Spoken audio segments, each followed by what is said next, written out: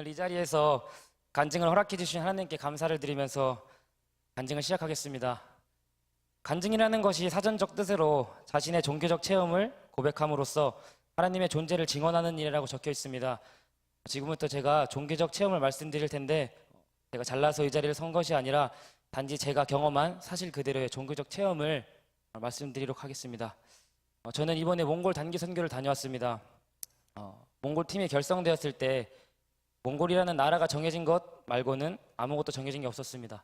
선교사님, 일정, 비행기 티켓, 숙소, 회비 등 정말 아무것도 정해진 게 없고 몽골이라는 나라 하나만 정해져 있었습니다.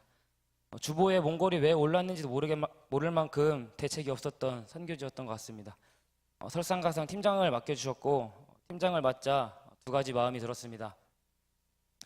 첫 번째 되었던 마음은 정해진 게 아무것도 없어서 뭘 어쩌면 좋을까라는 마음에 처음이 들었고, 감사하게도 그 마음보다 크게 든 마음은 일정이 정해진 게 일정이 없는 것이 중요한 게 아니라 나의 믿음이 없는 것이 문제구나라는 마음을 하나님이 알려주셨습니다. 우리를 보내는 것은 그 누구도 아니고 하나님이신데 믿음이 없는 것이 문제지 일정이 잡히지 않은 게 문제가 아니다 라는 마음을 주셨고, 그리고 저희 몽골팀은 8월 3일에 출발하겠다고 믿음으로 선포한 후 기도만 했습니다.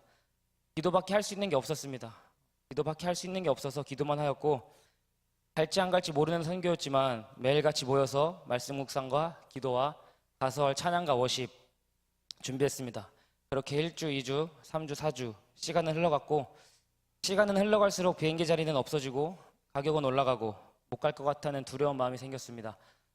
그래서 저희는 마지막 날을 정해놓고 이날까지 응답이 없으면 다른 나라로 선교를 가자라는 팀원과의 상의하에 정했고 그러기로 했습니다. 그렇게 계속 기도를 하는 도중에 마지막 날이 왔고 응답은 없었습니다. 지금까지 목사님께서 기도하면 된다고, 기도만 하면 된다고 말씀을 들었던 저에게 실망감과 화남, 이 두 가지 마음을 드는 가운데서 김정진 목사님을 찾아갔습니다. 찾아가서 목사님, 나라를 바꾸려고 합니다 말씀을 드리는 순간 기적과 같이 선교사님과 연락이 되었습니다. 다 포기하고 모든 것을 내려놓을 때 하나님이 역사하셨습니다.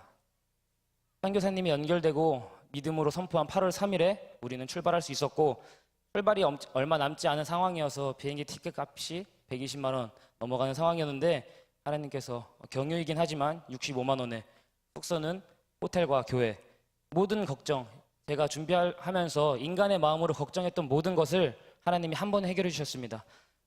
아무것도 정해진 게 없었지만 그래서 힘들었지만 인간의 힘으로 어떻게 하려고 해봤지만 모든 하나님의 일하심 앞에 헛웃음이 나왔습니다. 아, 이게 기도의 힘이구나. 기도하면 하나님이 역사하시는구나. 우리가 아무리 해보려 하여도 하나님이 하셔야 되는구나라는 값진 경험이었습니다. 모두들 아시겠지만 기도는 오래지만 응답은 한순간입니다. 아멘. 그렇게 해서 저희는 몽골을 가게 되었고, 몽골에 가서도 새벽에 일어나 따끈한 옙뱀 장자권을 하고 일정이 끝난 뒤에는 밤에 새벽까지 기도와 나눔을 하고 영적 전쟁에서 승리하려고 발악을 하던 선교지에서 그렇게 하루하루를 보내던 도중 현지 목사님께서 아주 값진 사역의 길을 열어주셨습니다. 숙소에서 차를 6시간 타고 들어가면 사막이 나오는데 그 사막에서 2시간 차를 더 타고 들어가면 마을이 하나 있다고 했습니다. 그 마을 앞에는 교회를 지으려고 풋살장만한 크기의 땅을 사놨다고 했습니다. 그곳에 가서 처음으로 예배와 기도를, 찬양을 드리고 와달라고 하셨습니다. 우리 청년들이 기도를 뜨겁게 하는 모습을 보고 그런 마음이 생겼다고 하셨습니다. 교회가 없는 지역에서 교회를 세우고 예배를 드리는 너무나 값진 사역이라서 당연히 아멘했습니다. 그런데 그 지역 출신 몽골 집사님이 그 소식을 듣고 그 지역에 대해서 설명해 주셨습니다. 마을이 처음 생길 때 자리 잡은 토속신앙이 지금까지 쭉 내려오고 있고, 복음을 전하려고 하면 마을 주민들이 경찰에 신고해서 내쫓는다는 것이었습니다. 상관하지 않고 우리는 출발하게 되었고, 출발 전에 김동희 전수사님께서 우리에겐 기도밖에 없으니까 기도하면서 가라는 말씀을 붙잡고 가는 버스 안에서 기도했습니다. 팀원들과 버스 안에서 부르짖어가면서 기도하면서 갔고, 복음을 들으며 내쫓는 그 마을에서 어떻게 복음을 전할까, 하나님 어떻게 그 마을에 복음을 잘 전할 수 있을까요? 계속 묵상하면서 계속 기도하면서 가던 도중 하나님이 저에게 두 가지를 보여주셨습니다. 첫 번째는 우리가 타고 간 버스가 다리를 건너는 환상과 제가 어릴 때 봤던 서동요 드라마 서동요에 나오는 노래를 불러서 소문을 내서 천하공주랑 결혼했다는 그런 드라마 장면을 보여주셨습니다. 근데 이 두 가지 생각이 나의 생각인가 하나님이 주신 생각인가 굉장히 헷갈려하면서 갈등하면서 버스에서 잠이 들었습니다. 버스에서 잠이 들다 덜컹거리면서 눈이 떠졌고 눈이 떠지는 순간 소름이 돋았습니다. 왜냐하면 저희 버스가 제가 본 다리를 건너고 있었기 때문입니다. 저는 이 다리를 건너는 걸 보자마자 서동요 이 노래를 부르는 것이 나의 생각이 아니고 하나님이 주신 생각이구나 라는 강한 믿음이 들었고 강한 믿음이 들었습니다. 버스가 도착하였고 초원밖에 없는 마을이 왜 있을까 싶은 곳에 마을이 있었고 그 마을 앞에서 우리가 가져간 키보드와 카혼, 드럼 같은 것을 치면서 찬양하고 예배드리던 도중 마을 어린이 5명이 왔습니다. 그 아이들은 우리가 춤추면서 찬양하는 것을 보고만 있다가 언어는 다르지만 따라하였고 찬양을 하다가 그 5명의 아이들을 앉히고 요한복음 3장 16절 하나님이 세상을 이런 노래가 있는데 이 노래를 통역사에게 몽골어로 해석해달라고 한 다음에 외우게 했습니다.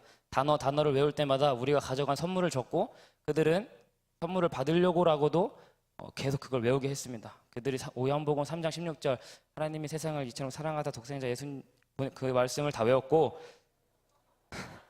다 외우게 시키고 그들을 까먹을 수도 있으니까 그들에게 또 적어도 줬습니다. 그 5명의 꼬마들에게 우리는 하나님이 보내서 왔다. 이제 우리가 너희를 보낼 테니 너희들은 이 말씀을 가지고 마을 돌아다니면서 만나는 사람마다 선물을 주고 복음을 전해라 라고 알려주었습니다. 마침 그때 몽골에서 양을 치던 꼬마가 왔는데 그 5명의 아이가 그 아이한테 가서 복음을 전하면서 선물을 주는 것을 보고 이거였구나 라는 생각이 들었습니다. 아마 그들은 지금도 복음을 전하면서 노래를 부르면서 그러고 있을 것입니다. 우리가 뿌리고 온 작은 씨앗이지만 그 씨앗으로 놀라운 열매를 맺을 하나님을 기대하면서 그 마을을 위해 기도 부탁드립니다. 이상으로 저의 종교적 체험 고백을 마치면서 끝으로 시편 34편 6절에 이 공고한 자가 부르짖음에 여호와께서 들으시고 그의 모든 환난에서 구원하셨도다.